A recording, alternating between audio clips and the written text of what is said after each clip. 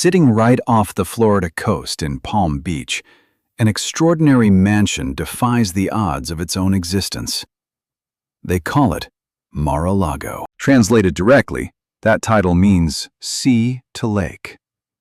It spans 17 beautiful acres, stretching right from the Atlantic shoreline over to the Lake Worth Lagoon. Boasting 126 rooms and 36,000 vintage tiles, the property was incredibly massive.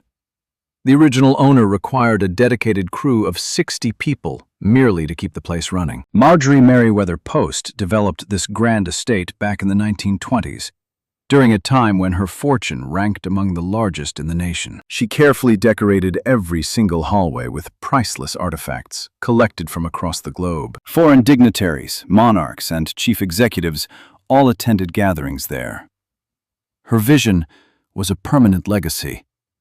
Yet she almost miscalculated entirely. Once she passed away, the mansion bounced between owners and functions, almost facing complete erasure. Even federal officials turned it down, citing outrageous upkeep costs. Potential purchasers completely walked away. Local authorities literally signed off on the demolition paperwork. Right around 1985, wrecking crews were completely prepped to smash Marjorie's beautiful creation into dust. Yet, the wrecking balls never swung. Here is the remarkable tale of an estate that defied its doom.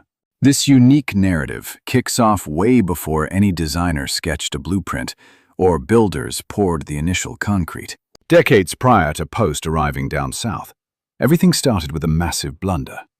A merchant vessel from Spain that completely failed to complete its voyage. Those bizarre circumstances eventually transformed an isolated, empty sandbar right into the ultimate cold-weather playground for the nation's elite. To truly grasp the significance of Mar-a-Lago, you have to look at the very soil it sits on.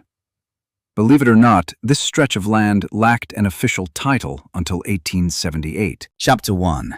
20,000 coconuts and a golden vision. On January 9, 1878, a massive Spanish ship named the Providencia crashed right into the Florida shoreline during its trip from Havana over to Barcelona. As the damaged vessel splintered, a massive haul of 20,000 tightly packed coconuts tumbled out into the crashing ocean waves. All of those tropical seeds drifted onto a nearby sandbar that the few area residents referred to as Lake Worth country. Only a tiny group of pioneers occupied the area, bunking in basic timber shacks right by the water.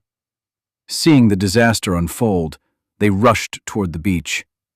Though saving lives wasn't their main goal. Because the crew members had already fled, the locals were actually sprinting down to grab the abandoned loot, scoring massive piles of the exotic fruit. Residents hauled the goods away using overflowing wagons.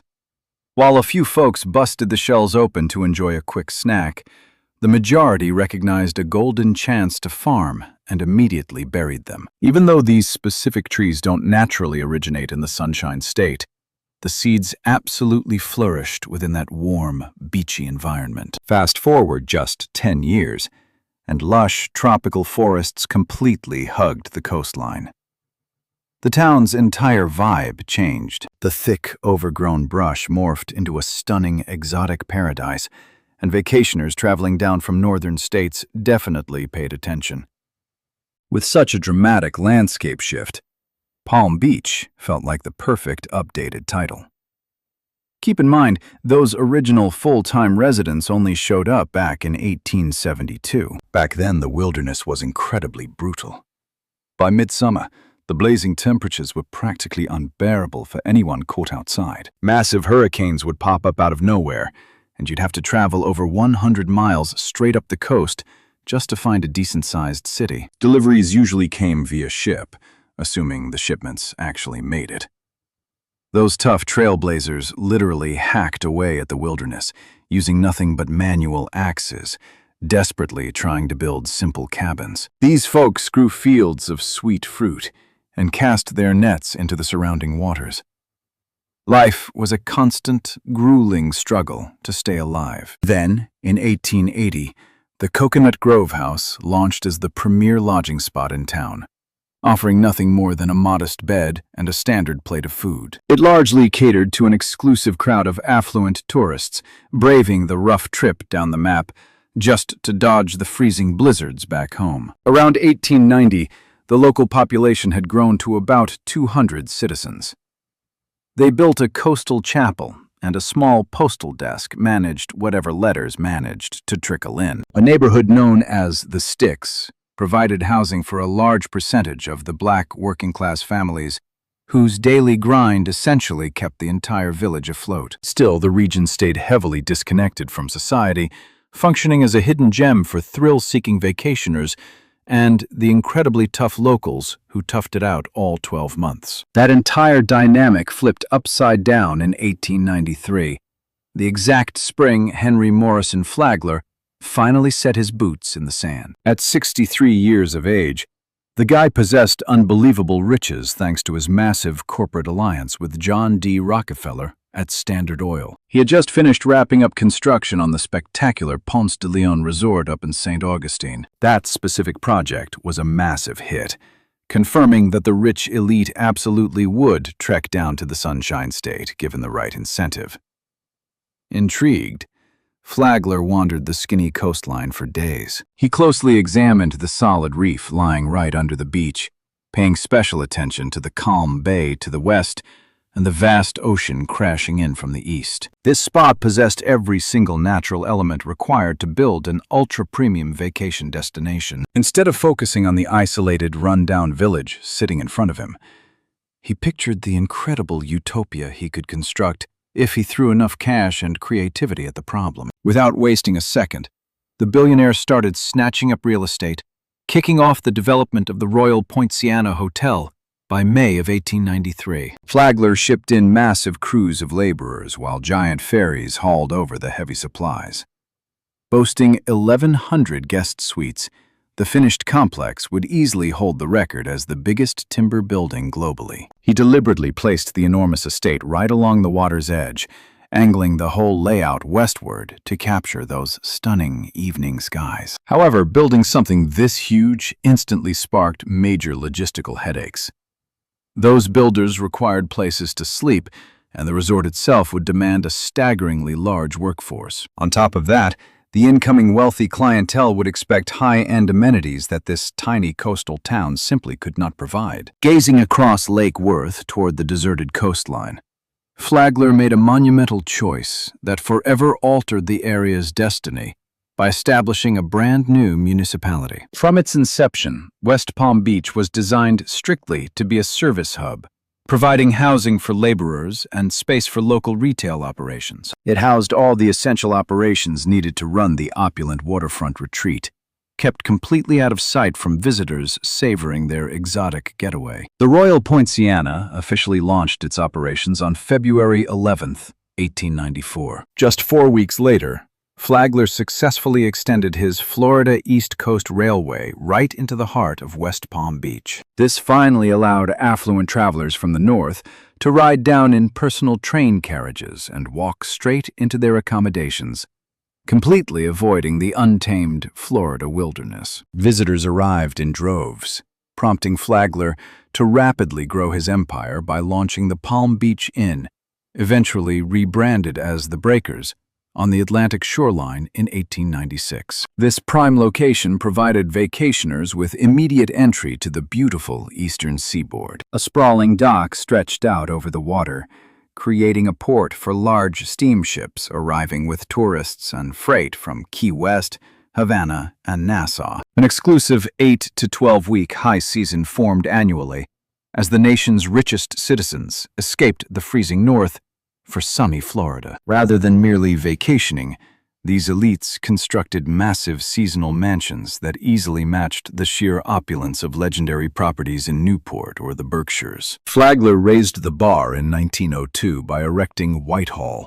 his spectacular personal mansion boasting 55 magnificent rooms. This breathtaking marble estate boldly declared that the area had transformed from a wild pioneer settlement into the ultimate playground for high society. In 1911, the municipality became officially incorporated because its affluent citizens desired total authority over their prestigious neighborhood. The locals formed private organizations with highly rigid entry requirements and successfully enacted strict property development laws. Together they forged a sun-drenched adaptation of high-born society, bringing along every bit of elitism and social ranking that accompanied such a class system. As the early 1920s rolled around, this coastal haven had blossomed into the definitive cold-weather sanctuary for the nation's richest individuals. Famed architect Addison Meisner scattered stunning Mediterranean-style villas across the shoreline, while high-end boutiques flocked to the prestigious Worth Avenue. Throughout the bustling winter months, their schedule of extravagant parties matched the finest events up north, completely erasing any lingering traces of the untamed wilderness. A meticulously curated utopia for the extraordinarily wealthy took its place, with breathtaking residential estates constantly vying for the best seaside views. Lavish resorts pampered big-spending travelers, ensuring that every single corner of the community radiated pure prosperity and drive. All the pieces were perfectly aligned for a visionary to construct a masterpiece that would completely outshine any previous architectural achievements. The foundation was laid for a project so grand, it would render Flagler's Whitehall almost plain, taking full advantage of the town's newly established modern amenities. Thanks to its billionaire inhabitants, the area was already cemented as the country's most highly restricted and glamorous cold-weather retreat. The only thing lacking was an individual possessing the immense wealth, creativity, and drive necessary to erect a monumental estate that would become the ultimate local landmark. And that exact visionary was just around the corner. Chapter 2. The Female Tycoon Who Acquired Birdseye.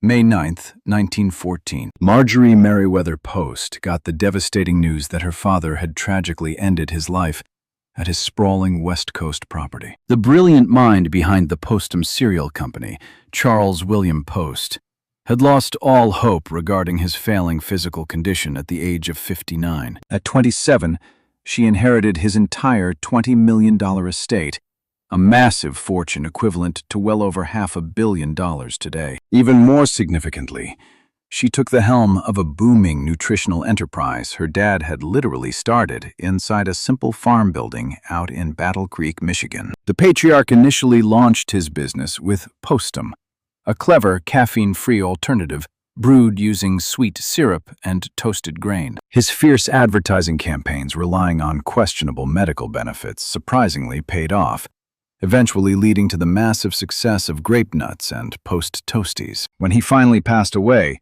his cereal brand was famous in pantries across the country, but thankfully, his young heiress was entirely ready to step up. He had actively trained her for the corporate world since she was just a little girl, even bringing her into executive discussions when she was only 10. The heiress had already mastered economics, production lines, and advertising before her peers had graduated. Yet she remained a youthful woman, mourning a terrible loss. During 1914, females confronted systemic legal hurdles that men ignored. She lacked basic voting rights, a privilege denied until 1920. Edward Bennett Close, her initial spouse, cared very little about the breakfast food industry following their 1905 wedding that produced two girls, Adelaide and Eleanor. As an attorney, he enjoyed a very cozy lifestyle, but completely lacked the intense drive needed for corporate dominance. The man favored the elite circles of Greenwich, Connecticut far more than financial reports, causing their relationship to crumble because Marjorie desperately required a commercially savvy companion. She was looking for a husband capable of maneuvering through the patriarchal executive landscape, while she quietly pulled the strings from the shadows. That perfect match appeared in the form of Edward Francis Hutton, a highly assertive Wall Street broker boasting brilliant economic intuition. The clever financier possessed a unique talent for spotting incredible potential in ventures that terrified regular investors. After legally separating from Close in 1919 and marrying Hutton shortly after, she secured a brilliant tactician who helped turn Postum into a corporate giant. They officially took the enterprise to the stock market in 1922, putting Hutton in the chairman's seat while the Heiress kept the lion's share of the equity. The power couple immediately started buying up competitors, snapping up Jell-O in 1925 before snagging Walter Baker chocolate in 1927. By 1928, the company had added Maxwell House coffee to its lineup. Every new buyout put their products into more American homes. However, their biggest breakthrough happened by pure chance while they were out on the water. Marjorie and Hutton were cruising near the Massachusetts coast when their personal chef whipped up an incredibly tasty dinner. That poultry had spent half a year completely frozen. Back in 1929, eating iced goods usually guaranteed a terrible meal. Standard slow chilling methods ruined the meat's taste and feel by creating ice shards. Yet Clarence Birdseye's brand new rapid freeze technique completely revolutionized the game. She instantly recognized the gold mine sitting right in front of them, though her husband wasn't convinced. Supermarkets lacked the costly chilling equipment required. On top of that, shoppers weren't used to buying icy meals, and the necessary supply chain simply wasn't there. Still, she wouldn't back down.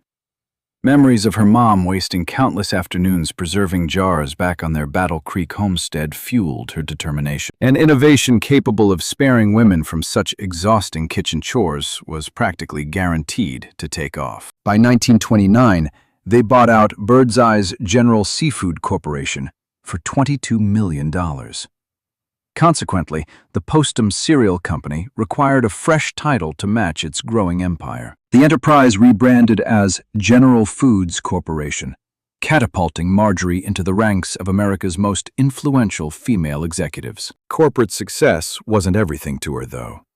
She filled her 54-room Manhattan penthouse with fine art and threw massive philanthropic galas. Managing her high society events took just as much effort as running her empire, leaving her desperate for a seasonal getaway once the cold weather hit. While her initial Florida getaway provided enough sunshine for short trips, it was way too tiny for the lavish soirees she had in mind. That residence simply lacked the square footage to handle the massive get-togethers she loved throwing. Upsizing naturally pointed her toward Palm Beach, thanks to its well-built amenities and an already thriving cold-weather social scene. High society flocked to the area annually.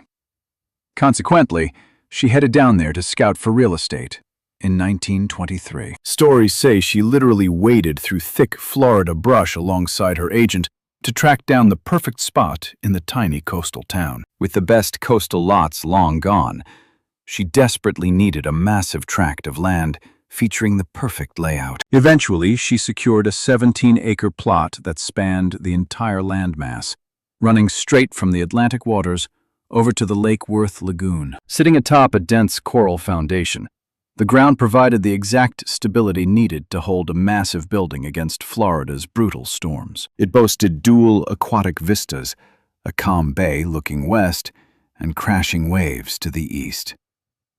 Her next step was finding visionary craftsmen rather than standard contractors to bring her dream to life. She had previously hired Marion Sims Wyeth to draw up the blueprints for Hogarcito, her initial Palm Beach residence. The guy knew exactly what she liked and specialized in the gorgeous Mediterranean aesthetic she absolutely adored. However, standard building practices wouldn't cut it this time around.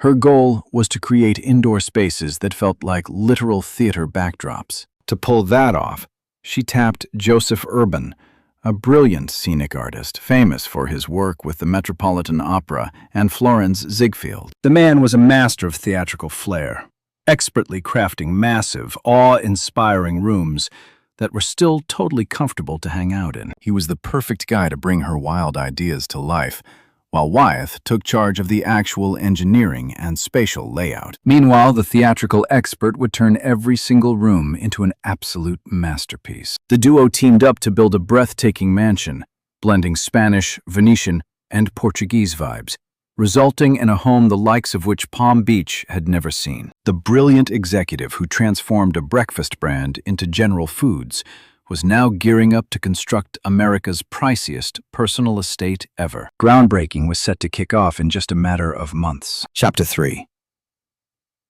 600 laborers and a trio of cargo ships packed with rock. Standing amidst 17 acres of wild Florida brush in the spring of 1923, Marjorie Merriweather Post pitched her grand idea to her newly appointed team. Both professionals paid close attention, fully aware that this massive undertaking was totally unprecedented for both of their careers. Wyeth started sketching out the blueprints right away, settling on a curved design that essentially hugged a huge middle plaza. The core structure would stand 2 levels high, featuring shorter extensions branching off to accommodate staff spaces and visitor bedrooms. A massive steeple soaring past 70 feet was slated to anchor the property, granting sweeping, unobstructed sights of the entire coastal strip. Meanwhile, the creative director dialed in on the visual vibe, dreaming up textured plaster facades topped by crimson clay roofing,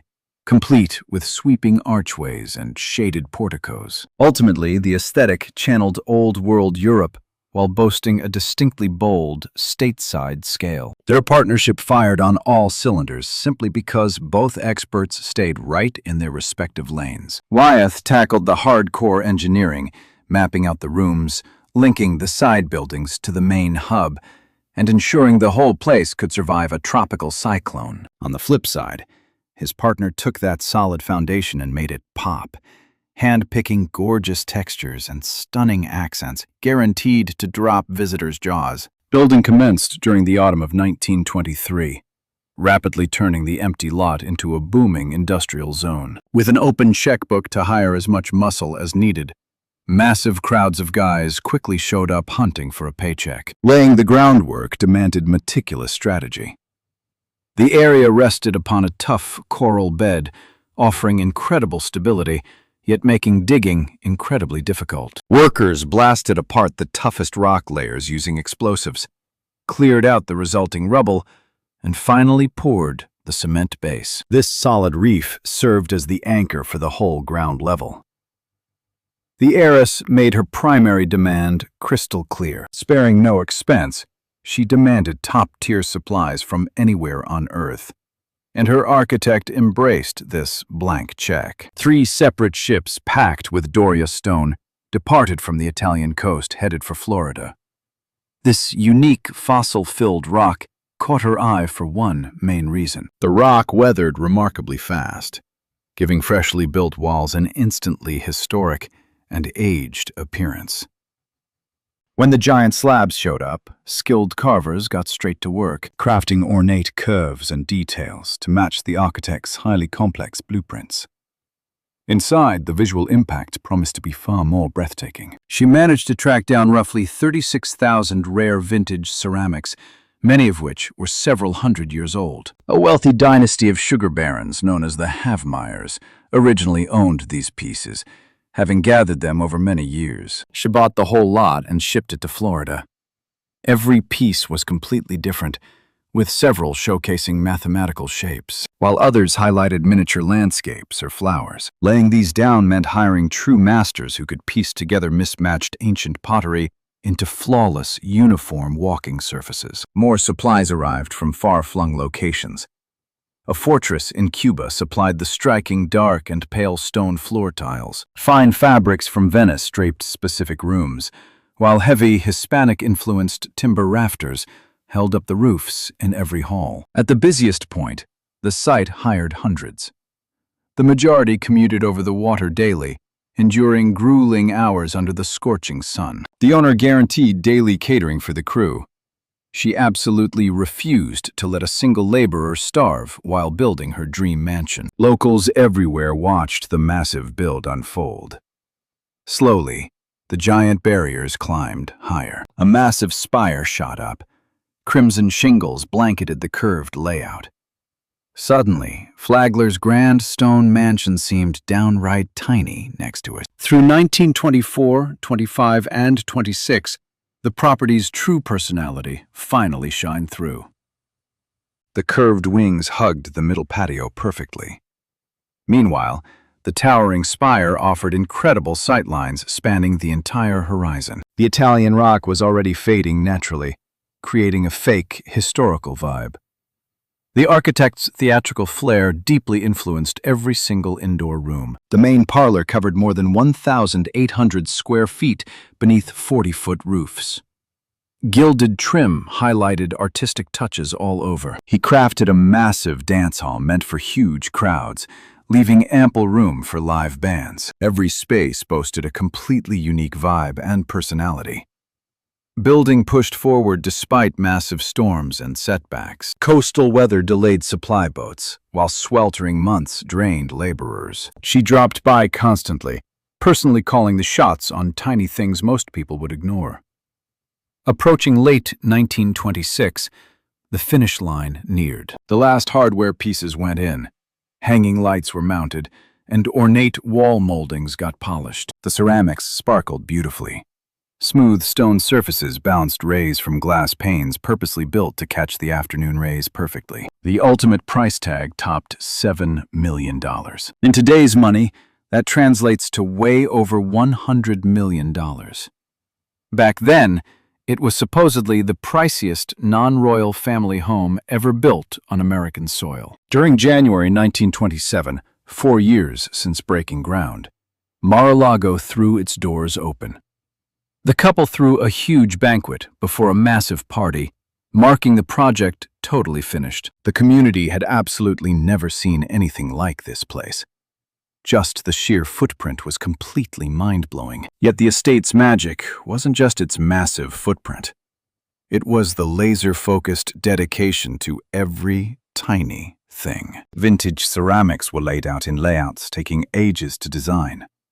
Artisans hand-chiseled the Italian rock, while shimmering gilding coated countless little accents. The roofs vaulted taller than entire neighboring houses. A whopping 58 sleeping chambers packed the side corridors. 33 washrooms showcased hardware she personally picked out. Meanwhile, the towering spire delivered full 360-degree panoramas. The Atlantic sat eastward, the bay out west, and the landmass rolling endlessly upward and downward. With sunny skies, visibility stretched forever either way. The staff operations completely swallowed up huge sections of the building. Cooking spaces could easily feed massive crowds. There were ample living areas for the massive crew needed to keep this beast running. Massive closets held blankets, dishes, expensive cutlery, and the endless supplies required to throw the spectacular bashes she always dreamed of. The outdoors were just as crazy. Lush jungles wrapped around the mansion, with walkways twisting past exotic trees and blooms. The plot reached directly from the beach to the bay, perfectly embodying its moniker in the truest sense. The socialite pulled off exactly what she originally wanted. She built a spectacular castle that became the ultimate local landmark forever. It was a home screaming pure luxury and high class. This mansion would easily survive passing fads and market crashes, because it was built like an absolute tank. Building was finally finished. The moment Marjorie Merriweather Post spent 4 long years waiting for finally arrived. She was ready to reveal Mar-a-Lago's true potential to the Palm Beach elite. Chapter 4. The Grand Entertainer and Her Majestic Estate. Mar-a-Lago actually hosted its inaugural bash while the builders were still wrapping up. During March 1927, just weeks shy of the grand reveal, Marjorie threw an intimate dinner gathering right before the yearly Everglades Masquerade. Attendees donned stunning outfits inspired by Louis XVI's royal court.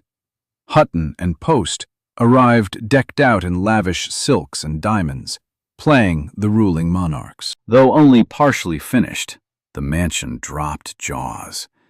Laborers were actively putting up lighting in a few of the corridors. A few areas still had crews brushing on fresh paint, yet the primary gathering halls were completely polished, which fully satisfied Marjorie. Constructing Mar-a-Lago was never about creating a lifeless shrine. It was specifically engineered to be a bustling home centered entirely around a single core mission, throwing massive celebrations so lavish that every other socialite in the area would appear totally underwhelming. Marjorie grasped a crucial rule regarding extreme riches. During the 1920s, Simply possessing fortunes fell short. You absolutely needed to flaunt them. The ultimate flex rarely involved giant boats, overseas vacations, or sparkling gems. It all boiled down to throwing legendary parties. True power meant packing your mansion with countless powerful figures and delivering a totally unique, unforgettable night they simply could not find elsewhere. Mar-a-Lago provided her with exactly that extraordinary power. That 1927 winter kicked off a rhythm that shaped the estate's legacy for decades. The couple would typically show up around January and depart by late March. Across that stretch of time, the grand property served as the absolute beating heart of the local high society scene. Lavish evening feasts occurred several nights a week, with Marjorie easily welcoming 30 to 50 people at once. That massive banquet hall easily held large crowds while maintaining an intimate vibe. Diners enjoyed extravagant multi-course feasts crafted by elite chefs poached directly from Manhattan's finest eateries. Her invitations beautifully mirrored her unique standing right where the worlds of corporate power, government, and high-end culture collided. You would find industry titans, lawmakers, vacationing overseas royalty, plus various creatives and performers whom Marjorie actively sponsored. This eclectic mix sparked unforgettable nights where some prominent lawmaker could end up chatting with a foreign noblewoman facing a famous theater writer. Marjorie loved tossing together folks who rarely crossed paths. She figured the most fascinating banter emerged by cramming entirely separate universes into one space. The estate quickly gained fame for that exact atmosphere. Attending her banquets meant you could literally bump into anyone. Outside of her cozy dinners, she threw massive galas directly linked to the philanthropic missions she deeply cared about. Think huge benefit drives, money-raising nights for the International Red Cross, and live musical showcases highlighting her absolute favorite artists. Such massive functions easily pulled in hundreds of attendees, and the sprawling dance hall fit them all without breaking a sweat. Back in 1929, she actually booked the entire Ringling Brothers and Barnum and Bailey circus to put on a spectacular benefit show right on her lawns. She intentionally brought in disadvantaged kids from the surrounding neighborhoods to sit right next to millionaire benefactors, creating a very purposeful contrast. For her, massive fortunes demanded an equally massive duty to the local public. Ultimately, the sprawling compound operated precisely how she envisioned. Its unique curved layout let multiple activities unfold at once. She easily ran an elegant banquet in the main hall, while an orchestra practiced completely undisturbed elsewhere. Plenty of visitor suites ensured friends could comfortably crash there for an entire weekend instead of just an evening. Marjorie managed the vast property, utilizing the exact same meticulous precision she brought to her corporate empire. She kept incredibly thorough logs, detailing every single attendee, the exact menus plated, and the specific seating arrangements for the tables. By carefully analyzing her successes and flops, she continuously leveled up her party-throwing skills. Keeping this luxurious operation afloat took a massive crew. We are talking chefs, maids, landscapers, and a small army of banquet waitstaff. A huge chunk of the team resided in the staff quarters, while locals commuted in.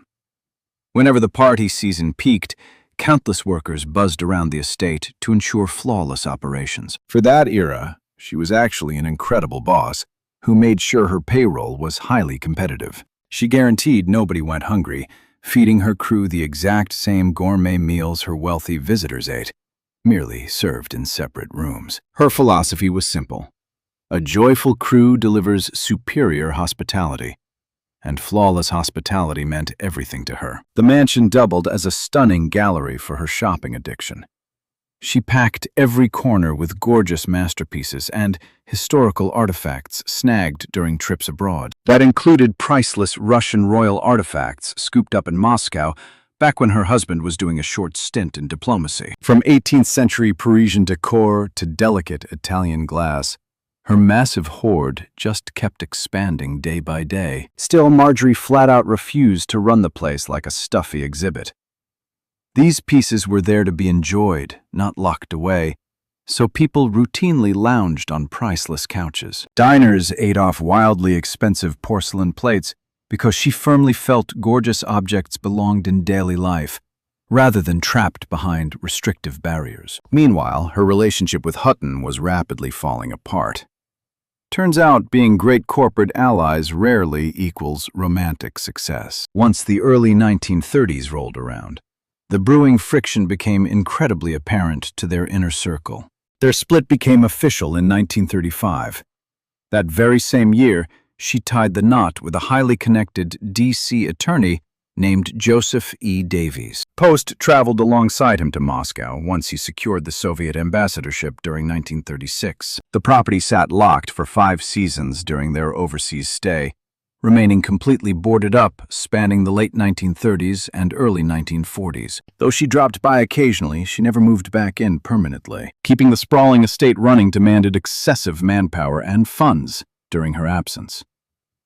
By 1944, she decided to repurpose the massive property entirely. She opened her sprawling lawns to World War II soldiers requiring trauma therapy. Injured troops utilized the lush landscapes for specialized healing activities aimed at overcoming severe battlefield shell shock. This move proved she felt immense wealth required civic duty. Having created an architectural marvel amid the roaring 20s, she realized its potential to fulfill a nobler role during wartime. By 1948, she permanently relocated to her Florida mansion, entertaining anew, albeit with less extravagance than pre-war days. Though aging and shifting social trends altered her perspective, her spectacular home continually anchored Palm Beach's elite winter gatherings. Starting in 1957, she launched the yearly International Red Cross Ball, transforming it into a legendary local tradition. Guests had to wear formal gowns and tuxedos. This gala remains Florida's premier philanthropic night, even now. Additionally, she built a specialized square dancing venue by 1961. Elite locals spent nights on that 30 by 50-foot wooden floor, happily learning folksy routines that offered a refreshing contrast to rigid high society waltzing. She adored this relaxed vibe. Her grand estate ultimately succeeded beyond mere structural beauty or financial flexing. It practically facilitated the exact purposeful, vibrant lifestyle she always wanted to lead. That meant bringing folks together, championing charities, and proving immense riches should serve a higher calling beyond simply hoarding wealth. Vacancy was never part of the plan for her spectacular mansion. The walls were designed for lively tunes, visiting friends, and endless energy. For nearly 50 years, Marjorie Merriweather Post made absolutely sure of it. Chapter 5. The Ambassador's Spouse. Although her Florida sanctuary dominated her winters for decades, her influence stretched way past the sunny coast, leading to a totally unforeseen journey. Come December 1935, she remarried. She wed Joseph Davies, an influential capital attorney whose powerful network penetrated the absolute highest federal tiers. Whenever the president needed someone for a tricky diplomatic job, he naturally chose him. In August 1936, the president called his Adirondacks retreat, pitching a prestigious overseas envoy role. He responded with interest in either Soviet territory or Germany, considering them Europe's most electrifying spots. But Berlin was taken. That left the Russian vacancy wide open. Following his swearing in that November, he sailed across the Atlantic 2 months later alongside Marjorie and his child Eleanor. They landed in Moscow during early 1937. Spaso House, the official diplomatic residence, acted as their primary base for the subsequent 18 months. Nothing from her glamorous days out east could have readied her for this completely alien environment. The regime under Stalin operated as a massive paradox. State propaganda boasted a proletarian utopia, while millions starved, and sham trials publicly sentenced old rebellion leaders for treason. State spies kept tabs on absolutely everyone, including visiting diplomats. Inside their official mansion, the family quickly realized their hired help worked directly for state intelligence. Secret mics recorded every chat, But her main diplomatic duties as a spouse never wavered. Hosting was crucial to politics, playing perfectly to her strengths. She turned their Stark residence into a showcase of warm American elegance, successfully mingling local bureaucrats with stateside representatives who usually avoided each other. She supervised it all, from the intricate seating arrangements to the floral displays and menus. Imported and local ceramics sat beautifully alongside bright, vibrant exotic blooms. Serving stateside delicacies quietly pitched the very free market economy those communist leaders hated.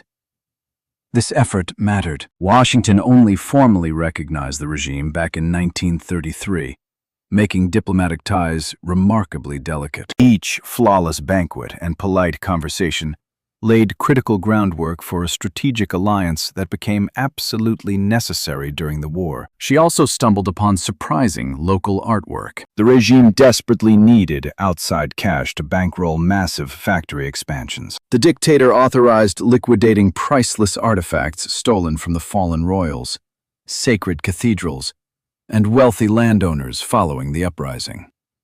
Rare royal dishware, stunning Fabergé creations, holy relics, and even winter palace furnishings sat ready for anyone holding reliable Western cash. She spotted a perfect chance to collect and preserve simultaneously. Methodically, she bought up ancient holy goblets, surviving centuries within Eastern Orthodox cathedrals. Exquisite Fabergé eggs made for the Tsars, royal queen portraits, and furniture from grand estates. While Russian bureaucrats peddling these items saw symbols of a tyrannical era, Marjorie recognized them as priceless masterpieces of human artistry. Her assortment expanded during her Russian stay, continuing long after through various brokers and public sales. She ultimately curated the most spectacular gathering of Tsarist masterpieces beyond Soviet borders, just before his 1938 transfer to Belgium. Conflict consumed the continent the next year. His memoir regarding their Russian diplomatic stint became a massive hit, later inspiring a movie. Anne Harding played her in the 1943 movie, marking a rare instance where a high society figure was depicted on screen. Their union endured for 20 years, finally dissolving in 1955. She kept the masterpieces, her magnificent Eastern European treasures permanently settled at her sprawling Washington estate. Today, guests can admire everything she managed to save. Those iconic eggs, fine ceramics, and sacred artworks might have been completely destroyed without her stepping in. She never viewed herself as an envoy. She just continued her lifelong passions of hosting, gathering treasures, and protecting gorgeous antiquities. Her hobbies benefiting United States foreign affairs was just a happy coincidence. Yet while in Moscow, facing a ruthless dictator's shadow and surrounded by constant espionage, Marjorie Merriweather Post showed the world that she was capable of much more than just throwing elegant Florida galas. She successfully executed her social grace in the harshest conditions possible. Chapter 6. An Unwanted Present. In the late 1960s, she pragmatically planned her final arrangements without gloom, reaching her 80th birthday with failing health. Deciding the fate of 3 massive properties demanded immediate answers. Her capital residence would become a public gallery, while her rustic Adirondacks retreat went to New York. Mar-a-Lago posed a different challenge. Absolutely no single household possessed the wealth required to keep it running. Between employees, landscaping, and bills, annual upkeep topped $1 million. Her kids already had their own lives. Nobody desired the heavy burden of managing the Florida compound. Wrecking it seemed possible. Other 1920s homes had already faced the wrecking ball. Builders would gladly pay a fortune for those 17 beachfront acres. However, bulldozing something that took 4 years to build felt like erasing her personal legacy. Then, a fresh idea surfaced. Washington already maintained exclusive executive getaways such as Camp David and Blair House. Why couldn't there be a southern executive mansion where national leaders could entertain international dignitaries while showing off undeniable United States grandeur? The layout suited massive diplomatic events.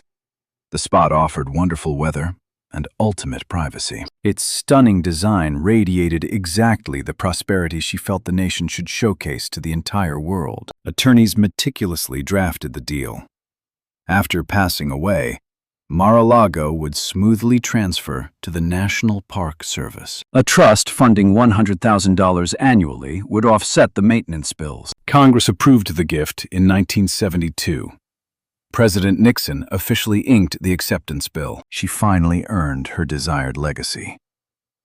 Then, an extended sickness tragically claimed her life on September 12, 1973. She was 86. The magnificent property smoothly transitioned into federal hands exactly as planned. Issues popped up immediately.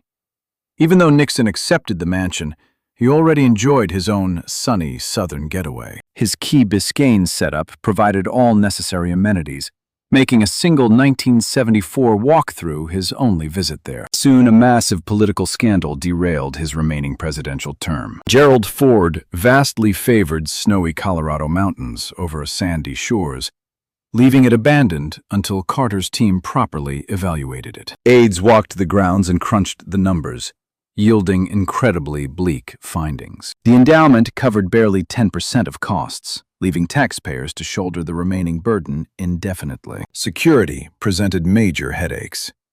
A nearby public highway and constant roaring planes from Palm Beach International Airport complicated matters. Protecting a president there required massive infrastructure that simply did not exist. Carter's crew advised returning it, sparking intense congressional debates through 1979 and 80. That December, lawmakers officially passed a bill returning Mar-a-Lago to her charity, ending their brief 7-year ownership. No president ever spent the night.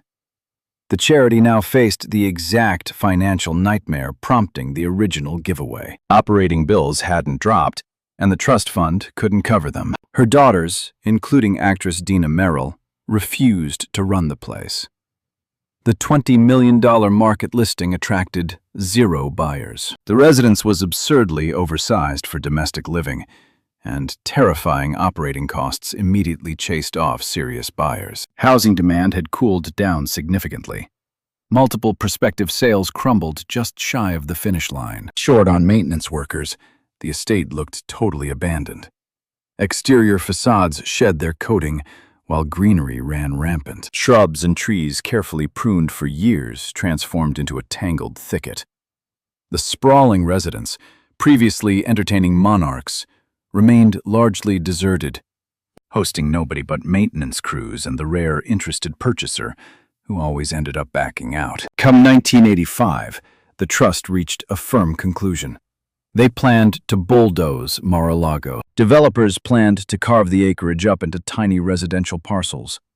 Every detail of Post's vision, from foreign masonry and vintage pottery to gilded roofs, was destined to disappear entirely. Financial pressures would soon rob Palm Beach of another spectacular historical mansion. Paperwork was submitted, cementing the verdict. Demolition teams were scheduled to show up in a matter of months. But right then, a prominent Manhattan property mogul reached out. Chapter 7. A Massive Steal. Donald Trump first spotted the estate during a 1982 Florida getaway. That massive compound captivated his interest right away. 17 acres spanning from the Atlantic shoreline to Lake Worth, featuring a gorgeous home seemingly plucked right off the coast of southern Europe. The Post Trust was asking $20 million for the place. Absolutely 0 coastal properties nearby could match this incredible blend of size, placement, and design.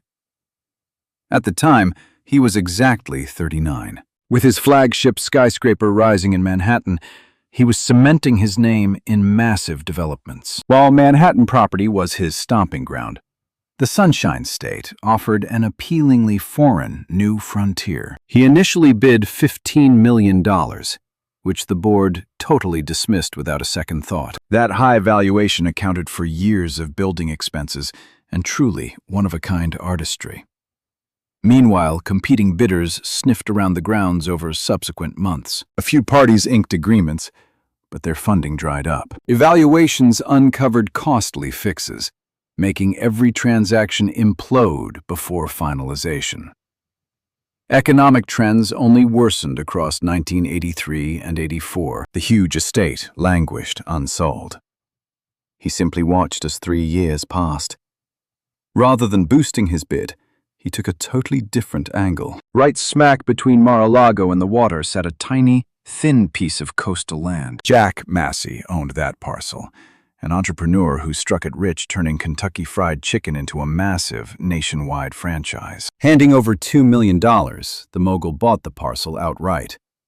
Shortly after, he publicly declared his plan to construct a home right there on the sand. This proposed building would sit squarely in the estate's line of sight, totally obstructing the ocean panorama visible from the primary patio. Anyone peering from the iconic loggia would end up staring at his shingles instead of ocean waves. The single best-selling point of the home, its absolutely flawless waterfront scenery, faced total ruin. Board members grasped the danger right away.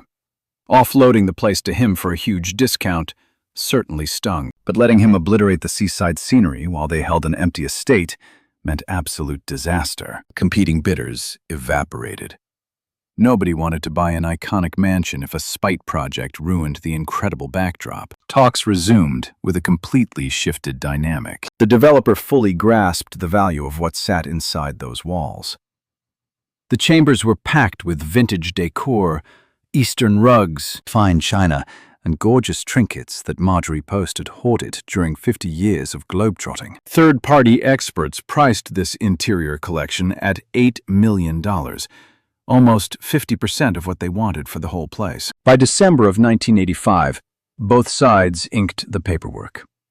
Historians still argue over the exact final dollar amount. In his own memoir, he claimed to drop $5 million on the physical grounds, plus another $3 million for the interior decor. Meanwhile, journalists of that era tossed around numbers reaching up to $10 million overall. The exact figure matters way less than the final outcome.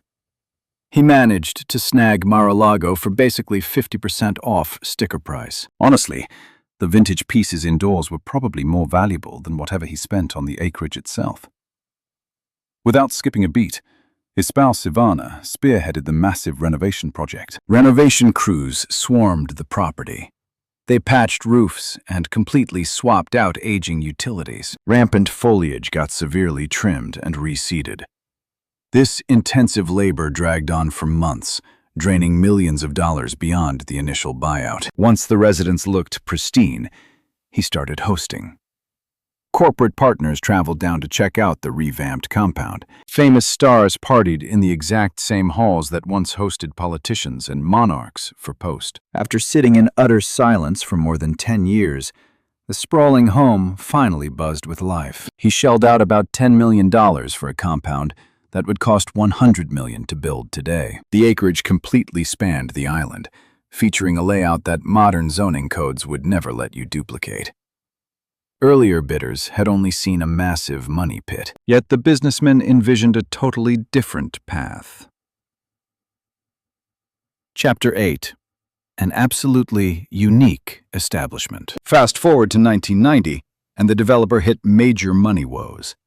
Those coastal gambling halls bled cash, while property values heavily slumped. Lenders who previously fought to finance his ventures suddenly started doubting if he could actually clear his debts. His seemingly endless wealth from the mid-'80s shrank drastically.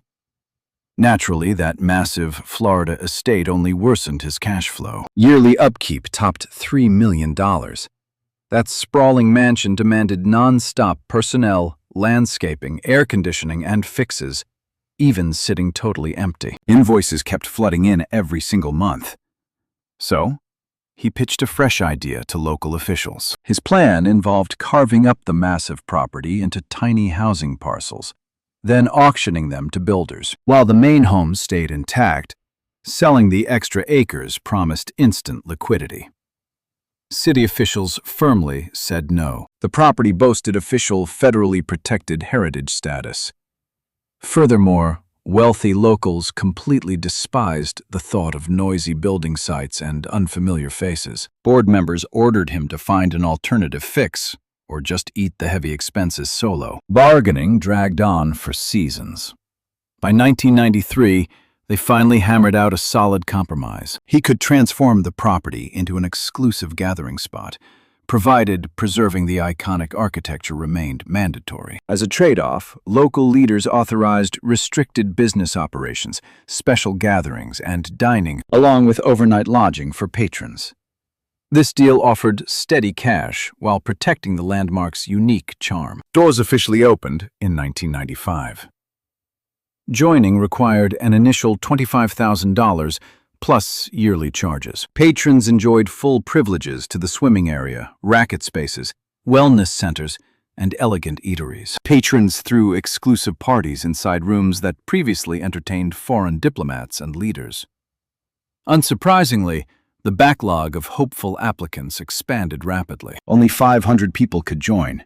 Yet this sanctuary stood out for reasons past its luxurious perks. Neighboring elite societies historically enforced extremely strict gatekeeping admission rules for years. Jewish hopefuls constantly sat in limbo at specific venues, while black households were subtly pushed elsewhere entirely. These unwritten rules rarely hit paper but remained strictly enforced. Locals implicitly knew exactly which high society gates welcomed them and which remained locked. The developer chose a totally contrary path. His organization embraced individuals ignoring their faith or heritage. Prominent Jewish households mingled right beside deep-rooted Christian elites. Black, career-driven folks got exactly the same respect and review. Word spread that same-sex partners found a welcoming environment there, while similar spots aggressively shunned them. People debated whether this inclusivity stemmed from genuine morals or just a clever financial strategy. Critics pointed out that numerous affluent Jewish locals lacked a dedicated gathering space. By extending an invitation, he easily monopolized a lucrative demographic his rivals foolishly ignored. Meanwhile, fans insisted that defying entrenched neighborhood traditions required serious guts, no matter the underlying motive. The outcome proved undeniable. Eager applications quickly outpaced capacity. Income from fees and galas successfully balanced the estate's ledgers. However, this progressive method sparked major tension locally. A few folks felt he purposefully picked fights with the old money hierarchy. During 1997, he actually sued the municipality, claiming bureaucrats unfairly targeted his venue with heavy regulations while giving a free pass to segregated, exclusionary country clubs. A major civil rights organization publicly applauded him for exposing deep-seated bigotry coastally, as their leader informed the press that he successfully highlighted the neighborhood's heavily guarded, truly ugly prejudices. Eventually, both parties quietly settled out of court. Those strict rules loosened by the late 1990s. Upfront joining costs skyrocketed alongside surging popularity. That very same estate that almost ruined him financially now pulled in millions of dollars yearly. He kept a personal residence tucked away inside a restricted section, leaving the remainder of the massive complex to run as a booming enterprise. Massive A-list stars frequently performed live. Icons like Celine Dion and Billy Joel threw exclusive gigs. Furthermore, the massive Red Cross Charity Gala, a prestigious tradition the original Heiress hosted for years, kept running under fresh ownership. That sprawling home, crafted for lavish parties, finally secured a financially viable path forward. Rather than serving as a single-family dwelling or some stuffy federal getaway, acting as a private haven where just joining instantly screamed status and access, he cracked the exact puzzle that baffled Washington. A massive foundation, and endless prospective buyers who got spooked by the math. His brilliant fix simply involved flipping massive liabilities straight into incredible profits. Chapter 9. Total Historical Overhaul. Upon acquiring the sprawling estate, its legendary sparkle was mostly gone. Decades of pure neglect from federal bureaucrats and institutional caretakers left the historic property looking seriously rough. The brilliant gilding had lost its shine, and once colorful wall paintings were fading away. Marjorie Post's original 1920s artistry required master craftsmen to endure. Alongside his wife Ivana, who managed the undertaking, Trump brought in seasoned pros who truly grasped the estate's heritage. Richard Haynes stepped into the role of the property's dedicated in-house artist. Decades earlier, his dad actually worked as the primary gold leaf expert when Post first built the place, meticulously placing the fragile gilding across the mansion's ceilings and ornate trims.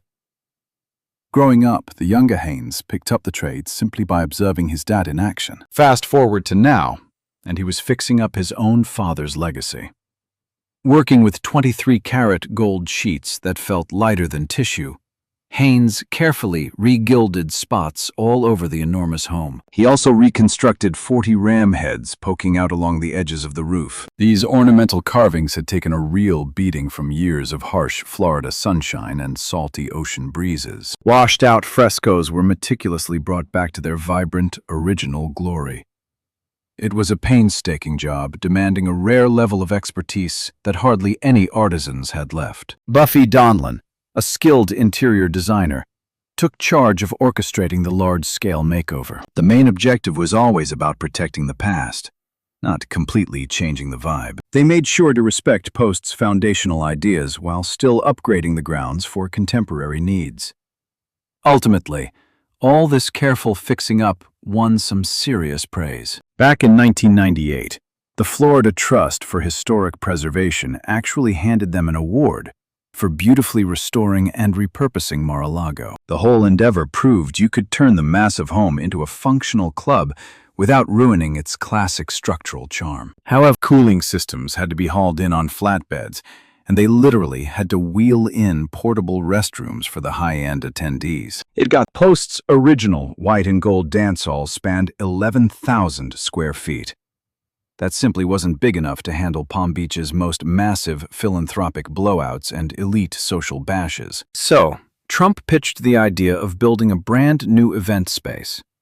Naturally, this drew intense pushback since Mar-a-Lago was officially listed as a National Historic Landmark. Every single little design choice had to get the green light from heritage boards and local city officials. The fresh designers cleverly tucked the new building down into a sunken spot behind the current walls, making it super hard to spot from the street. The outside looked virtually identical to the primary residence's aesthetic. The local government finally signed off on the blueprints during October of 1999. Inside, though, it was a totally different ballgame. Trump designed the enormous space to look just like the iconic Hall of Mirrors over at Versailles. King Louis XIV's famous French chateau had basically set the gold standard for European aristocratic luxury for 300 years. Trump was determined to capture that exact same mind-blowing opulence for his own property. Actually putting it together took several years. The Donald J. Trump Grand Ballroom officially wrapped up construction in 2005, kicking things off with a massive New Year's Eve blowout as its grand premiere. The venue spanned 20,000 square feet, nearly doubling Post's first hall.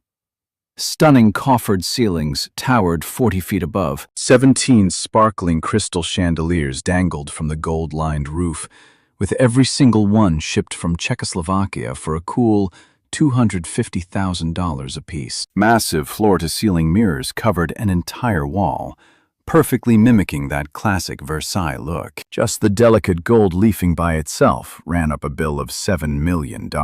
Trump spent $100,000 on 4 gold-plated bathroom sinks right by the entrance to wow guests early on.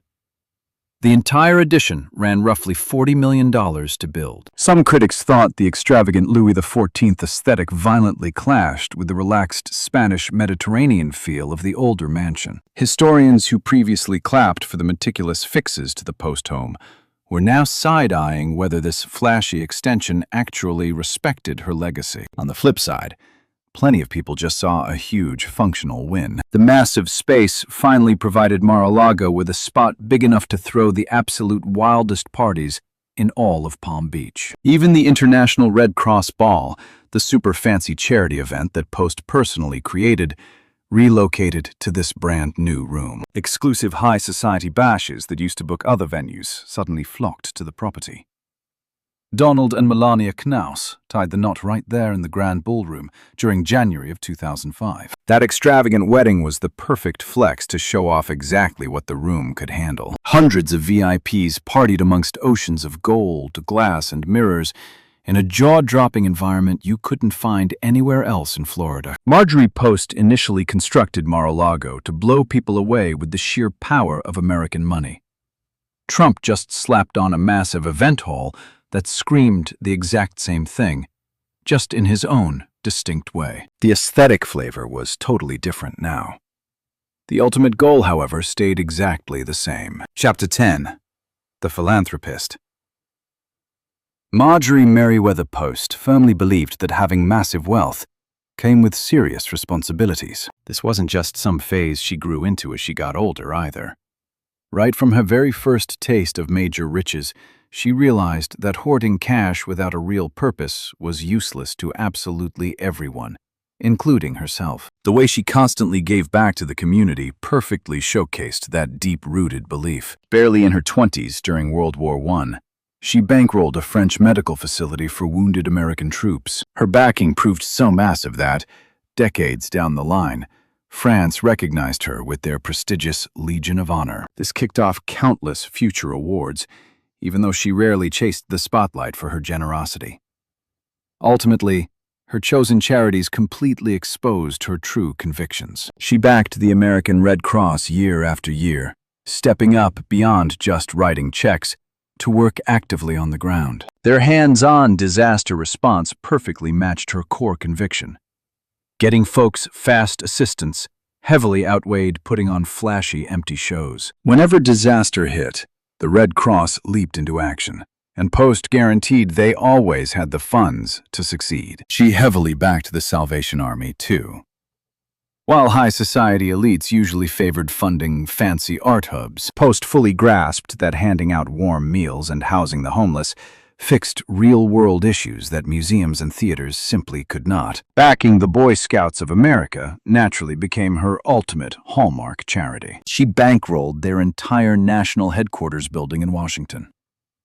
Come 1971, the group showed their gratitude by handing her the Silver Fawn Award. She ranked right among the initial 3 folks to ever earn it. Driven by a deep love for melodies, she heavily funded the National Symphony Orchestra, dropping $100,000 in 1955 for free shows. That funding jump-started the Music for Young America program, bringing orchestral performances to kids who might have otherwise never heard them.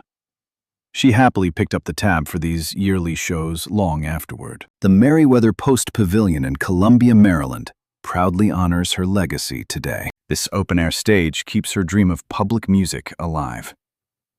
When ideas surfaced for a major Washington arts center, she quickly cut a $100,000 check. Over time, that very spot transformed into the John F. Kennedy Center for the Performing Arts. She pitched in way before they slapped Kennedy's name on it, back when the project was just a risky pipe dream begging for optimistic backers. Most of her charitable deeds stayed totally anonymous. She quietly bailed out everyday folks absent from headlines, threw lifelines to households battling tough times, covered college bills for desperate scholars, and cared for property staff going through rough patches. We will never truly grasp her secret generosity's full scale, simply because she wanted it kept entirely quiet. When the Great Depression hit, skyrocketing joblessness and endless soup kitchen lines sickened her. In response, she immediately threw massive benefit galas at Madison Square Garden. She spearheaded massive donation drives to fuel the Salvation Army's urgent crisis response. While plenty of rich folks hid in their gated mansions, she gathered crucial supplies for the desperate. This aggressive philanthropy became a lifelong theme. During any crisis, economic crashes, wars, or natural disasters, she fought back using her vast wealth and fierce leadership. The exact same planning skills that turned her social gatherings into legends worked wonders for drumming up cash for the poor. She fully grasped a deeper truth that completely missed her wealthy peers. Mind-blowing fortune like hers was not truly hers to keep. It acted as a heavy duty, a fleeting trust needing real-world proof of good deeds. Her extravagant parties, massive boats, and sprawling estates easily grabbed front-page attention. Yet the clinics built, the music shared, and the everyday people saved went unnoticed. Post always understood what truly counted. She burned through 90 years collecting stunning artwork, sprawling properties, precious gems, and close buddies. Ultimately, the fortune she handed out shaped her legacy far more than her hoarded luxuries.